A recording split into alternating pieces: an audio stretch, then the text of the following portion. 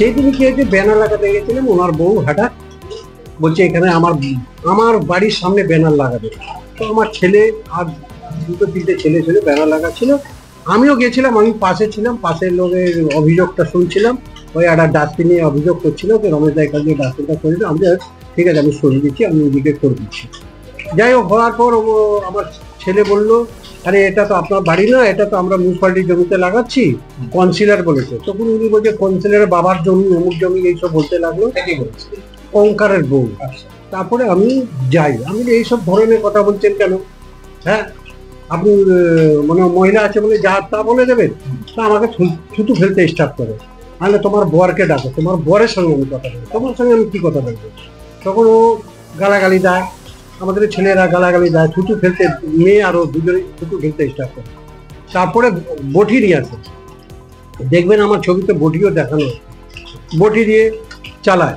চালানোর পর একটু ছেলেরা গালাগালি দেয়, 5-6টা ছেলে ছিল, গালাগালি দেয়। পাড়ার লোকও ছিল, পাড়ার লোকও ভেরিফিকেশন করতে পারে পাড়ার লোক। তারপরে ও নিজের বরকে ডাকে, ওর বর এসে ডিউটি আওয়ার্সে না জিজ্ঞেস করে, ও আমাকে জিজ্ঞেস করতে পারতো, আমাকে না জিজ্ঞেস করে আশেপাশের লোক ছিল তাদেরকে জিজ্ঞেস করতে পারতো।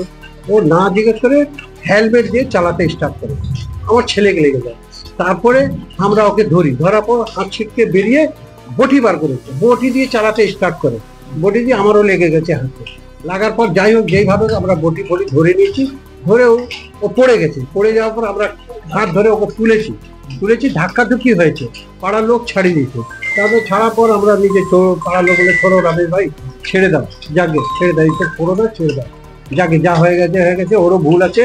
ও ডিউটি আওয়ার্সে এসে তোমাকে হেলমেট দিয়ে মারা উচিত ছিল না, বডি দিয়ে মারা উচিত ছিল না। আমি যাই হোক, আমরা তো ওই সায়েন্সে আসিনি, আমরা এসে ব্যানার লাগা, আমি তো ডায়েরি দিতে আসিনি কিছু করতে, ও দিতে এসছে বলে আমি আসলাম, আমার কোনো আপত্তি নেই। ও আমরা দুজনে যদি আমরা একারে দুদিন আগে তো আমরা এনাদের সঙ্গে আমাদের কথাবার্তাই হয়েছে, আমার ওই উদ্দেশ্যের ঝগড়ার উদ্দেশ্যটা নেই। এবার উনি যদি বলবেন না আমি কেস করতে আসিনি, আমার তো আগেই বলছি আমি কেস করতে আসিনি, যদি ও কেস করে তবে আমি কেস করছি। ব্যারাকপুরে লোকসভা নির্বাচনের সময় তৃণমূল কংগ্রেসের একটা ধারাবাহিক প্রচার ছিল যে ব্যারাকপুরে গুন্ডারাজ খতম করতে হবে।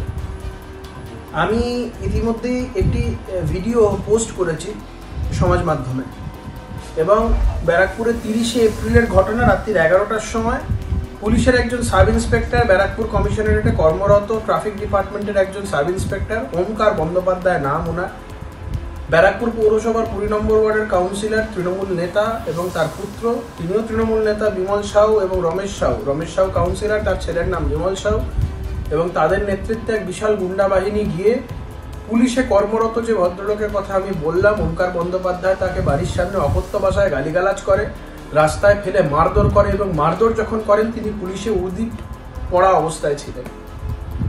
আমরা তো বারংবার এই রাজ্যে বলেছি, এই রাজ্যে বিরোধীদের নিরাপত্তা নেই, সাধারণ মানুষের নিরাপত্তা নেই।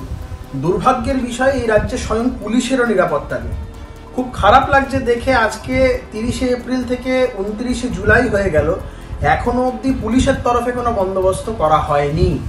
আমি ইতিমধ্যেই বিষয়টা নিয়ে খোঁজখবর নিয়েছি এবং জানতে পেরেছি যিনি আক্রান্ত, যিনি যে পুলিশ কর্মচারী যিনি রয়েছেন, যিনি পুলিশ যে কর্মকর্তা রয়েছেন, যে সাব ইন্সপেক্টর ওমকার বন্দ্যোপাধ্যায়, তাকে বিভিন্নভাবে ডিপার্টমেন্ট থেকে বলা হয়েছে না এসব করে কোনো দরকার নেই, তুমি এসব করতে গেলে তোমার বিরুদ্ধে মামলা মোকদ্দমা হয়ে যাবে, তোমার বিরুদ্ধে শাস্তিমূলক ব্যবস্থা হয়ে যাবে, কারণ যতই হোক এরা সরকারি দলের লোক, এই সমস্ত বলে বিষয়টাকে ধামাচাপা দেওয়ার চেষ্টা হচ্ছে।